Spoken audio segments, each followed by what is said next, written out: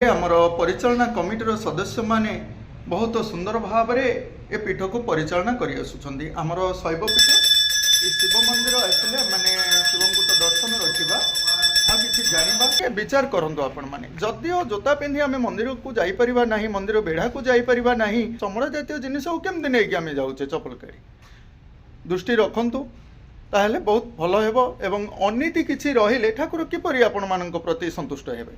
तो विचार आपण मानक शिव शंकर आम शिवं पाखक आसवाक हेले आम भितर से भक्ति रहिबा दरकार। किंतु गोटे कथा रोचे शिव परमेश्वर महादेव किंतु शिवं को बाबा बोली कहीं कह जाए बाबा बोले शिव गंजे खाती शिव भांग भी खाती तेणु भांग गंजे जो मैंने खाती भी बाबा कहती जो मैंने भांग गंजेई से तो एक प्रकार निशा किंतु शिव खाती बोली जोटे रखुंट शिव भांग गंजेई खाती बोली कौन शिव पुराण लिखा अच्छी हाँ शिव बर्तमान आम ठाकुर जो घर्षण होगी घर्षण में भांग कि गंजेई न पड़े घर्षण हो पाऊनी आगे गोटे रुद्राभिषेक होगी रुद्राभिषेक धिरे आमर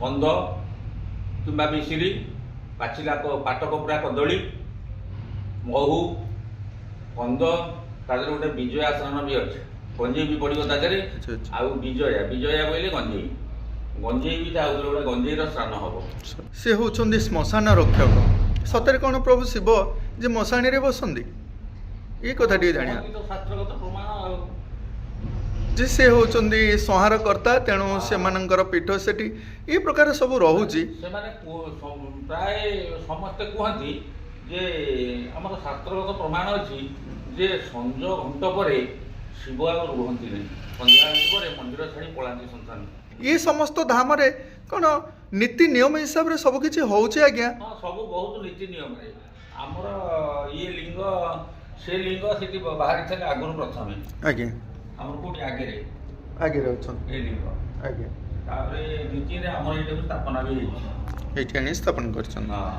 एटा हम स्थापना होइछि प्रभु को आखंडलमणि कहीं कौचे से तो आरेडी रे अछंदी तांकर नाम आखंडलमणि किंतु आमर ये पीठ कुसुनपुर ग्राम रे आम ये जो मंदिर अच्छे कि मंदिर को आम बाबा आखंडलमणि मंदिर बोली कही रखुचे किपरि बाबा नाम आखंडलमणि एठारे कहीं ठाकुर बाहर ठाकुर प्रतिष्ठा समय आग जाइए कौटी कि आरडी समस्ते कहले ठाकुर शिवंकर तो सहस्र नाम अच्छे कौटी किए कौन नाम देते शिवंकर आशुतोष ना अच्छी विश्वनाथ अच्छी आउ धर्मेश्वर अच्छी गोष्ठेश्वर अच्छी चंडेश्वर अच्छी ये सब विभिन्न नाम सहस्र नाम हजार ना शिवंकर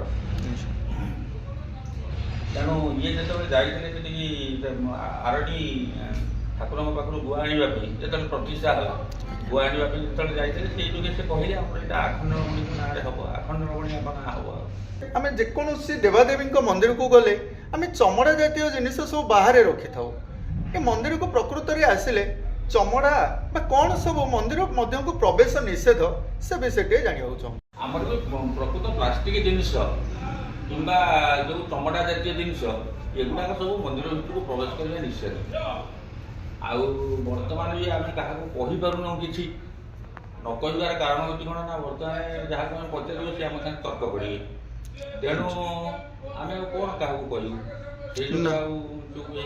तर्क कले आज्ञा सत्य कौन के मिथ्या हो पार कि तो जदि भगवान को आज्ञा भगवान को पाख को आमर जेकोसी जिनिस आसिले प्रभुंकर जदि नीतिकांत रे किसी असुविधा होउछि ताहले आमे तांको विरोध करबा दरकार आज्ञा नहीं तो प्रभु हम पाखरे केमिति रहिबे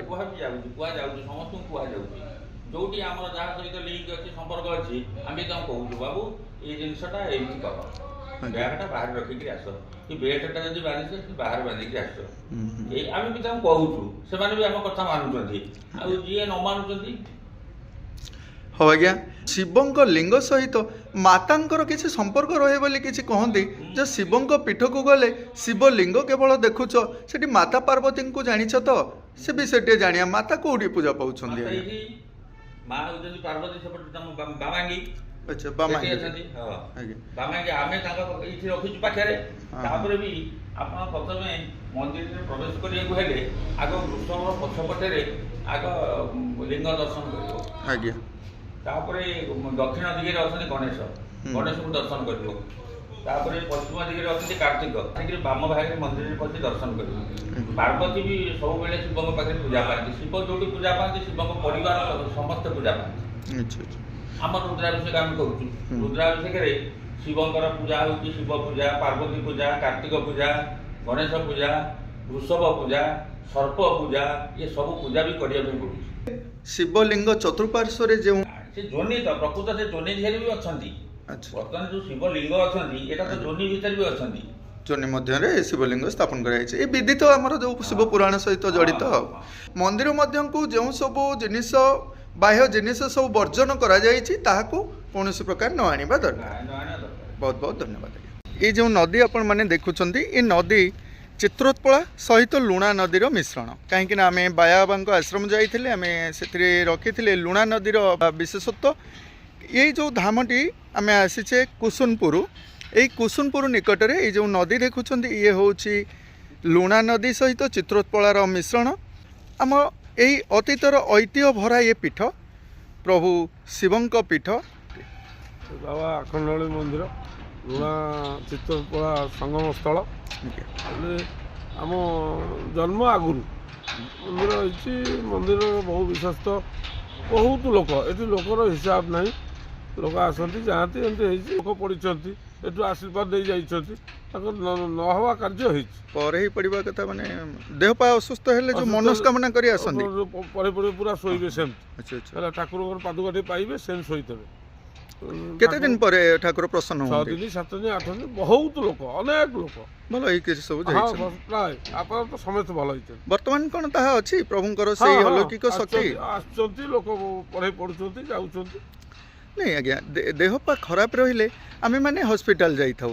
ଯେତେବେଳେ ଅତୀତ ସମୟରେ ହସ୍ପିଟାଲର ଚାହିଦା ଲୋକମାନଙ୍କ ପାଖରେ ନଥିଲା, ଶିକ୍ଷାର ଅବ୍ୟବସ୍ଥା ଥିଲା ବା ଶିକ୍ଷା ଏତେ ଉନ୍ନତି କରିନଥିଲା, ସେହି ସମୟରେ ଆମର ତ ଏଇ ମନ୍ଦିରମାନଙ୍କୁ ଛୁଟି ଆସୁଥିଲେ ଆଜ୍ଞା। କିନ୍ତୁ ବର୍ତ୍ତମାନ ଯଦିଓ ସେଇଭଳି ଆସ୍ଥା ଆମମାନଙ୍କର ଅଛି, ଆମର ଭରସା ବିଶ୍ୱାସକୁ ତ ଆଉ ଆମେ ହରାଇ ପାରିବୁନୁ। ଆମେମାନେ ଯଦିଓ ବି ଆମର ଦେହ ପା କିଛି ଅସୁସ୍ଥ ରୁହେ, ଆମେମାନେ ସର୍ବପ୍ରଥମେ ହସ୍ପିଟାଲ ଯାଉ, କିନ୍ତୁ ମନର ଭକ୍ତି ଆଉ ବିଶ୍ୱାସ ନେଇ ଆମେ ବାବାଙ୍କ ପାଖକୁ ଧାଇଁ ଆସୁ।